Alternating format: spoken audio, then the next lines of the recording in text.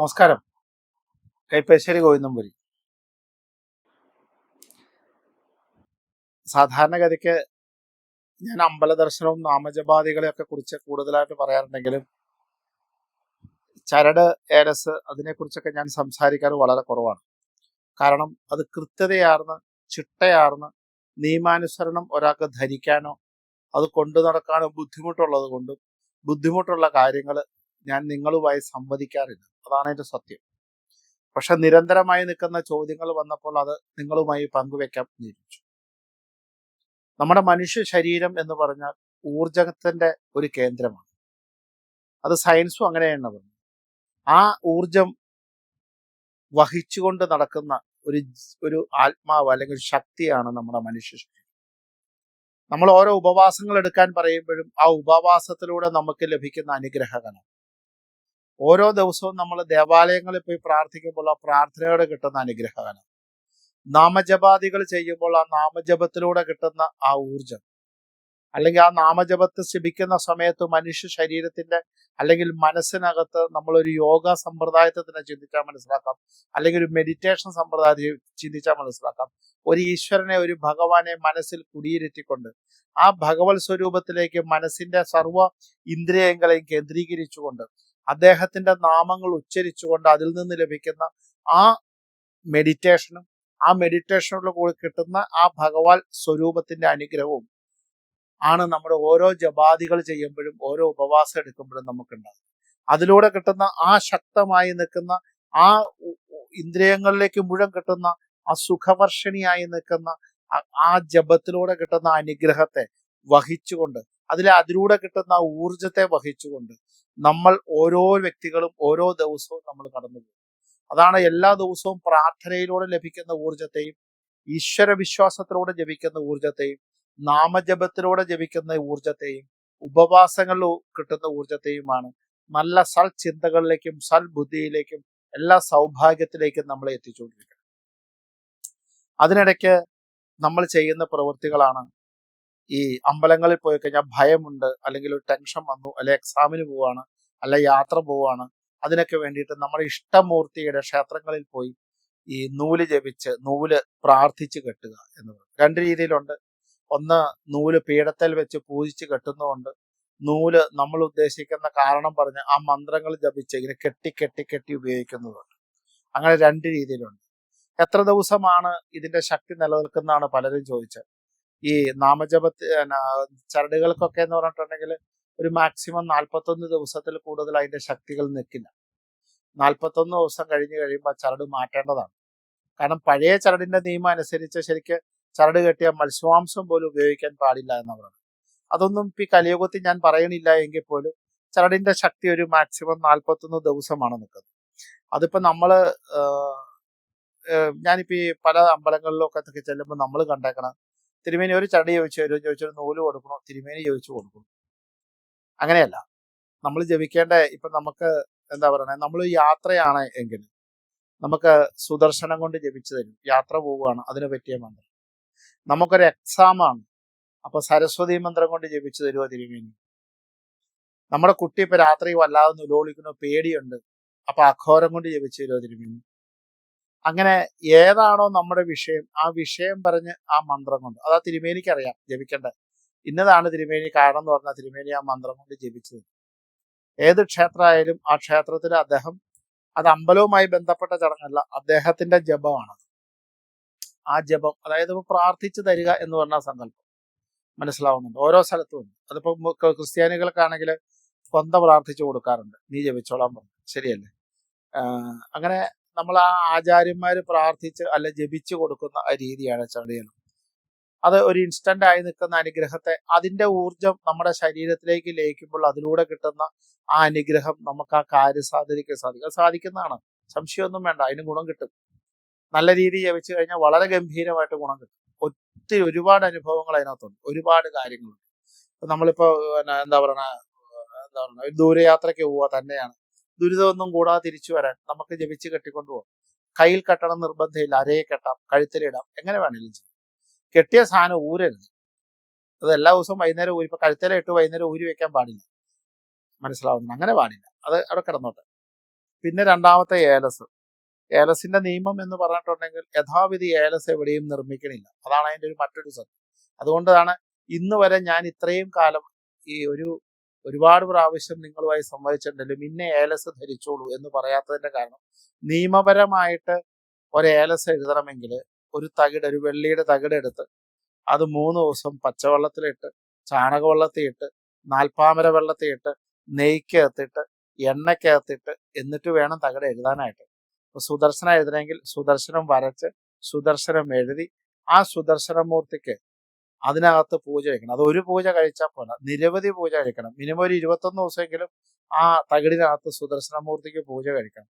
എന്നിട്ട് ആ സുദർശനമൂർത്തിയുടെ പൂജ കഴിച്ച് ആ സാധനത്തിൽ ഒരു കൂട് മേടിച്ച്, വെള്ളിയുടെ കൂടോ സ്വർണ്ണക്കൂടോ മേടിച്ച് ആ കൂടിനകത്ത് പ്രാണപ്രതിഷ്ഠ ചെയ്ത് ഈ തകിട് ചെളുക്കവും ഒടുക്കവും മടക്കവും കൂടാതെ ഒരക്ഷരം പോലും മുറിയാതെ സൂക്ഷിച്ച് ആ കൂടിനകത്ത് കടത്തി ഭസ്മവും ജപിച്ച ഭസ്മവും നെയ്യും കൂട്ടി അതിനെ കവർ ചെയ്ത് എന്നിട്ട് അതിനെ അടപ്പിട്ടടച്ച് വീണ്ടും ഒരു പൂജ കഴിച്ച് തരുന്നതാണ്. ശരിക്കും പറഞ്ഞു കഴിഞ്ഞാൽ ഇത്രയും ക്രിയ ചെയ്ത് വരുമ്പോഴത്തേക്കും ഒരു മിനിമം ഒരു 3-4 മാസം എടുക്കും.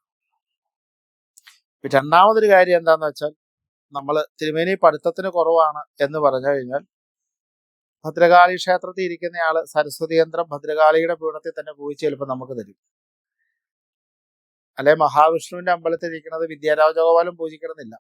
ഇപ്പൊ സുദർശനയന്ത്രം ധരിപ്പിക്കണ ചിലപ്പോൾ എത്രയോ ദേവീക്ഷേത്രങ്ങളിലെ തിരുമേനിമാര്, എല്ലാവരും അല്ല കേട്ടോ, ചിലർ ആ ദേവീക്ഷേത്രത്തിലെ പീഠത്തിൽ തന്നെയാണ് പൂജിക്കണം. അപ്പൊ അതുകൊണ്ട് അതിന്റെ പൂജാ വൈദിധ്യം കൃത്യമാണ് എങ്കിൽ ആ ഏലസിന് ഭയങ്കര ശക്തിയാണ്. കൃത്യമായി ഉണ്ടാക്കുന്ന ഒരാള് വളരെ വളരെ കുറവാണ് എന്നാണ് പറയുന്നത്. വളരെ കുറവാണ്. നന്നായി ഉണ്ടാക്കിയാൽ ഒരു 7 വർഷത്തേക്ക് അതിന്റെ ശക്തി നിൽക്കും എന്ന് മാത്രമല്ല, അതിശക്തമാണ്, അതിപ്രാധാന്യമാണ്. കാരണം ഇതിന് ഇത്രയും ദിവസം വേണം. കാരണം ഇന്നിപ്പോ നമ്മൾ കൊടുത്ത 5-ാം ദിവസം സാധനം കിട്ടും. ആ രീതിയിലേക്ക് ഇൻസ്റ്റന്റ് ആയി മാറിക്കഴിഞ്ഞു. അപ്പൊ അങ്ങനെയല്ല വേണ്ടത്. അതിന്റെ ക്രമം അനുസരിച്ച് ചെയ്താൽ, കൃത്യമായ പൂജാകരണങ്ങൾ ചെയ്താൽ. മനസ്സിലാവുന്നുണ്ടോ? കാരണം ഇതിന് പ്രത്യേകമായിട്ട് ആ മൂർത്തി, ഏത് മൂർത്തിയാണോ ആ തകിടിൽ എഴുതിയ ആ മൂർത്തിക്ക് പ്രത്യേകം പത്മമിട്ട് പൂജ കഴിക്കും. എങ്കിൽ മാത്രമേ അത് തകിടാവുള്ളൂ, ഏലസാവും. ഇന്ന് കിട്ടണ എന്താ പറയണേ, ധനാകർഷണ ഭൈരവ യന്ത്രം 5000 രൂപ, മറ്റേ യന്ത്രമാണ് 3000 രൂപ. ഇതിനോടൊന്നും അങ്ങനെ ഇൻസ്റ്റന്റ് ആയി കിട്ടുന്ന സാധനമൊന്നും അല്ലത്. കാരണം ആ ഒരു ഇത് എന്താന്ന് വെച്ച് കഴിഞ്ഞാൽ, നമ്മളിപ്പോ വൈഷ്ണവേന്ദ്രം നിർമ്മിക്കുന്ന വൈഷ്ണവ അനുഗ്രഹത്തിലൂടെ ഭാഗ്യം വേണം. ആ ഭാഗ്യത്തിലൂടെ നമുക്ക് നല്ല ഓപ്പർച്യൂണിറ്റി വേണം. ആ ഓപ്പർച്യൂണിറ്റി നമ്മൾ ജോലി എടുക്കണം. ആ ജോലി എടുത്ത് നമുക്ക് വരുമാനം ഉണ്ടാവും. ബിസിനസ് സ്ഥാപനത്തിൽ വെച്ചാൽ, കടയിലാണെങ്കിൽ യഥാവിധി ഇതുപോലെ പൂജ അയച്ചു വെച്ചാൽ അവിടെ ആൾക്കാരുടെ കച്ചവടം കൂടുന്നു, സമ്പത്തുണ്ടാവും, അങ്ങനെയൊക്കെ ഐശ്വര്യം ഉണ്ടാവും.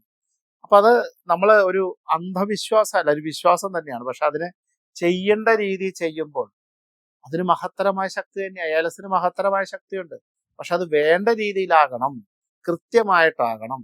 വർഷത്തിലൊരിക്കൽ അത് പൂജ കഴിക്കുകയും ചെയ്യും. അതിന് പറ്റിയ ഒരു ആചാര്യനെ കണ്ടെത്തും. അതാണ് ഏറ്റവും വലിയ കാര്യം. മനസ്സിലാവുന്നുണ്ട്? എന്നുവെച്ചാൽ എല്ലാവരും മോശമാണെന്ന് എനിക്ക് അഭിപ്രായമില്ല. ഒരുപാട് ആൾക്കാർ നല്ല രീതിയിൽ ചെയ്യുന്ന ആൾക്കാരുണ്ട്, ഇങ്ങനെ ചെയ്യുന്നവരും ഉണ്ട്. അതുകൊണ്ടാണ് ഞാൻ പറഞ്ഞത്. പലരും നമ്മൾ എൻ്റെ അടുത്ത് ചോദിക്കാറുണ്ട്, ഞാൻ കൊടുക്കാറില്ല. അപ്പൊ തിരുമേനി അടുത്ത ആഴ്ച SLC പരീക്ഷ ഓടുമ്പോൾ മോക്കൊരു തകട്, ഞങ്ങൾ 7 ദിവസം കൊണ്ടൊന്നും ഉണ്ടാക്കാൻ പറ്റില്ല, എല്ലാ ദിവസവും അമ്പലത്തിൽ പൊക്കോളം പറയും. തൊട്ടപ്പുറത്തെ സ്ഥലത്ത് പോയി അവർക്ക് അപ്പം തന്നെ ഈ സാധനം കിട്ടുന്നുണ്ട്. അപ്പൊ നമുക്കറിയാമല്ലോ. അതുകൊണ്ടൊക്കെയാണ് ഞാൻ പറഞ്ഞത്. അപ്പൊ അങ്ങനെയാണ് ഏലസ്. ഏലസിന് ശക്തിയുണ്ട്. ഏലസ് വളരെ ഗംഭീരമാണ്. അതുപോലെ തന്നെ ഏലസ് ധരിച്ചു കഴിഞ്ഞാൽ, ഏലസിൽ ഏതാണോ ഇപ്പൊ വൈഷ്ണവ ഇപ്പൊ എന്താ പറയുന്നത്, വൈഷ്ണവ നരസിംഹയന്ത്രമുണ്ട്, സുദർശന യന്ത്രമുണ്ട്, നാരായണ യന്ത്രമുണ്ട്. അങ്ങനെ എന്ത് യന്ത്രമായാലും ആ തകിടെ പിടിച്ചോണ്ട് ഒരു 108 തവണയെങ്കിലും നാരായണനാമം എല്ലാ ദിവസവും ജപിക്കുക. ആ തകിടിന് പുറമെ കൂടെ പിടിച്ച് അങ്ങനെയൊക്കെ ചെയ്യണം. അതൊക്കെ എഴുതുന്ന തിരുമേനിമാരോട് ചോദിച്ചാൽ അവര് പറഞ്ഞു തരും ഏത് നാമാണ് ജപിക്കേണ്ടത്. ആ മൂർത്തിയെ ഉപാസിക്കുക. ആ മാസത്തിൽ 2 ദിവസമെങ്കിലും ആ മൂർത്തിയുടെ ക്ഷേത്രത്തിൽ പോയി തൊഴുക. ഏത് അമ്പലത്തിലാണെന്ന് വെച്ചാൽ ഏത് മൂർത്തിയാണോ എഴുതി വെച്ചാൽ അത് പൂജ കഴിക്കുക. ഇതൊക്കെ വളരെ ഗംഭീരാണ്, വളരെ കേമാണ്. മനസ്സിലാവുന്നുണ്ട്? പക്ഷെ ചെയ്യേണ്ട വിധാനത്തിൽ, ചെയ്യേണ്ട പോലെ, ചെയ്യേണ്ട രീതിയിൽ ചെയ്താൽ മാത്രമേ അതിന് ഫലമുള്ളൂ. ചിലപ്പോൾ ത്രിപുര സുന്ദരി യന്ത്രം എന്നൊക്കെ പറഞ്ഞ് ധരിക്കുന്നുണ്ട്. ത്രിപുര സുന്ദരിയുടെയൊക്കെ ഒരു മൂർത്തിയുടെ പ്രതിഷ്ഠ തന്നെ അടുത്ത സ്ഥലങ്ങളിലൊന്നുമില്ല. ത്രിപുര സുന്ദരിയുടെ ഉപദേശം, അതായത് ശ്രീവിദ്യ ഉപാസകന്മാര് തന്നെ വളരെ കുറവാണ്. ആ ഉപാസന പോലും ഇല്ലാതെയാണ് പലരും അതിലേക്ക് പൂജ കഴിക്കണമെന്ന് പറഞ്ഞത്. ശരിക്കും ശ്രീവിദ്യയായിട്ട് ബന്ധം പോലും കാണില്ല ആ ഏലസ്. അപ്പൊ അങ്ങനെയുള്ള ചില ക്രമങ്ങളും നടക്കുന്നുണ്ട്. അതുകൊണ്ടാണ് ഞാൻ അതിനെ പ്രോത്സാഹിപ്പിക്കുന്നത്. പക്ഷെ എന്നോട് ഇതിന്റെ രീതികളെ കുറിച്ചൊന്ന് സംസാരിക്കുന്ന നിരവധി കോൾ വന്നിട്ടാണ്. ഇത് രണ്ടും വളരെ നല്ലതാണ്, ധരിക്കുന്നതും കൊണ്ടു നടക്കുന്നതും. പക്ഷെ അതിന് കൃത്യമായ പൂജാവിധാനം വേണം, കൃത്യമായി നിൽക്കുന്ന ചിട്ടകൾ വേണം. അതിലൂടെ ലഭിക്കുന്ന ഒരു അനുഗ്രഹം ഒരുപാട് നല്ലതാണ്. എങ്കിൽ മാത്രമേ അത് ഫലപ്രദമാവുള്ളൂ. ഇല്ലെങ്കിൽ വെറിയൊരു കൂട് ധരിച്ച പോലെ ആവുള്ളൂ, യാതൊരു സംശയവും. ഇനി അതല്ല എങ്കിൽ മറ്റൊന്ന് ചെയ്യാം. നിങ്ങൾക്ക് ഇത്തിരി ഭസ്മം ജപിച്ച് മേടിച്ചിട്ട് എനിക്ക് ഭസ്മം നിറച്ചു തന്നാൽ മതി തിരുമേനി എന്ന് പറഞ്ഞ് അതാണ് 2-ാം ദിവസം സാധനം കിട്ടുകയും ചെയ്യും. പ്രത്യേകിച്ച് ഉപാസനയില്ല, അതിന്റെ അനുഗ്രഹം കിട്ടും. ഏറ്റവും നല്ല കാര്യവും അത് തന്നെയാണ്. കാരണം തകിടിനേക്കാൾ നല്ലത് കുറച്ചുകൂടി അതൊരു 2-3 വർഷത്തേക്കൊന്നും അതിന് കുഴപ്പമില്ല. 3 വർഷമൊക്കെ ആകുമ്പോൾ മാറിയാൽ മതി. ഭസ്മം ജപിച്ചതൊക്കെയാണ്. തകിടിന് കൃത്യമായ ചിട്ടകളുണ്ട്, വിധാനങ്ങളുണ്ട്, എഴുതുന്നതിനുണ്ട്, പൂജ കഴിക്കുന്നതിനുണ്ട്. ശരിക്കും പണ്ടത്തെ കാലത്ത് കലശം വരെ ആടിയാണ് തകിട് സ്ഥാപിക്കണേ. കാരണം എൻ്റെ തന്നെ ഒരു ബന്ധു ഒരിടത്ത് ഒരു വലിയ കുടുംബത്തില് പണ്ടത്തെ കാലത്ത് രാജഭരണം ഉണ്ടായിരുന്ന കാലത്ത് ഒരു സ്ഥലത്ത് ഒരു തകിടുണ്ടാക്കാൻ പോയിട്ട് 1 വർഷം കഴിഞ്ഞ് തകിടുണ്ടാക്കി തീർന്നപ്പോന്നാ കേൾക്കണം. എന്നിട്ട് രാജാവ് കരന്തിരിവ് വസ്തുവൊക്കെ അവർക്ക് കൊടുക്കുകയൊക്കെ ചെയ്തു. കുടുംബവും പറയാൻ പറ്റില്ല, ആളും പറയാൻ പറ്റില്ല, രാജകുടുംബവും ഞാൻ പറയുന്നില്ല. പക്ഷെ ഇങ്ങനെയൊക്കെ ഉണ്ടായ സംഭവം ഉണ്ടെന്ന് മുത്തശ്ശന്മാരൊക്കെ പറഞ്ഞു കേട്ടേക്കണേ. അച്ഛനും മുത്തശ്ശനൊക്കെ പറഞ്ഞു കേട്ട സംഭവം. 1 വർഷം എടുത്തു ഒരു തകിടുണ്ടാക്കാൻ. അപ്പൊ എന്ന് പറയണ പോലെ ചെയ്യുന്ന സാധനം ആ തകിട് കെട്ടി ഭയങ്കരമായിട്ട് പെട്ടെന്ന് തന്നെ വ്യത്യാസം വന്നിട്ടുണ്ട്. അത് ഭയങ്കരമായിട്ട് വ്യത്യാസം വന്നു എന്നാ പറഞ്ഞു. അപ്പൊ അങ്ങനെയൊക്കെയുള്ള സംഭവങ്ങളുണ്ട്. പക്ഷെ അത്രയും സമയം മെനക്കെട്ട് ഉണ്ടാക്കാൻ പറ്റുന്ന ഒരു ആചാര്യനെ നിങ്ങൾ കണ്ടെത്തുവാണെങ്കിൽ അത് വളരെ ഭാഗ്യമാണ്, നന്മയാണ്. അല്ലാതെ കിട്ടുന്നതിന് എത്രമാത്രം ഫലപ്രദമാണോ, എത്ര കാലം നിൽക്കും എന്നതിനെ കുറിച്ച് എനിക്കറിയില്ല. പക്ഷെ ഇതാണ് ഇതിന്റെ യഥാർത്ഥ വിധികൾ. രണ്ടും വളരെ ശ്രേഷ്ഠമായ കർമ്മങ്ങളാണ്. ഞാൻ ഏക്കാറില്ല ഇത്, കാരണം എനിക്കുള്ള സമയക്കുറവുള്ളതുകൊണ്ട് ഞാനിത് ഒരിക്കലും ഏക്കാത്ത ഒരാളാണ്. കാരണം എനിക്ക് ഇത് കൊടുത്താൽ ഞാൻ അന്നേരം എനിക്ക് വേണം ഈ പറഞ്ഞ പോലെ ഒരു 3-4-5 മാസം വേണമെന്ന് പറയേണ്ടി വരും. അതൊക്കെ അവർക്ക് ബുദ്ധിമുട്ടാവും. അവന് കൊടുക്കാറില്ലാത്ത ഒരാളെയാണ്.